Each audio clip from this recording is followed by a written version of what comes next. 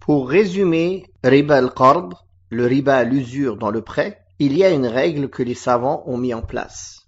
كل قرض جر نفعا مشترطا عليه في العقد فهو ربا. Eux, ils le résument par كل قرض جر نفعا فهو ربا. Mais on a rajouté مشترطا عليه في العقد. Tout prêt dont on tire un intérêt, c'est du riba. On peut rajouter مشترطا عليه, dont on tire un intérêt et que ceci a été conditionné dans le contrat. C'est du riba. Par exemple, ce que l'on a cité auparavant, cela peut prendre plusieurs formes. Je te prête et tu me rembourses avec un intérêt. Donc, il y a une condition de rembourser plus. C'est du riba. Je te prête et j'ai pas conditionné que tu me rembourses avec des intérêts. Mais si tu as des retards, tu as des pénalités de retard. Il y a des intérêts. C'est ce dont on a parlé auparavant.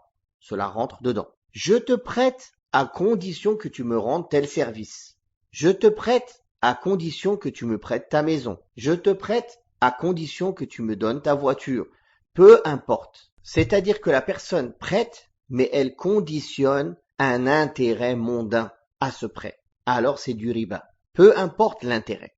Donc voilà ce qui résume cette catégorie du riba. Riba al-qard. Le riba dans le prêt.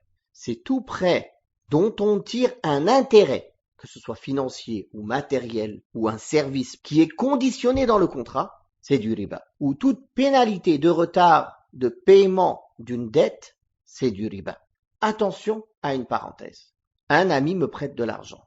Au moment de lui rendre, de moi-même, je veux lui rendre plus.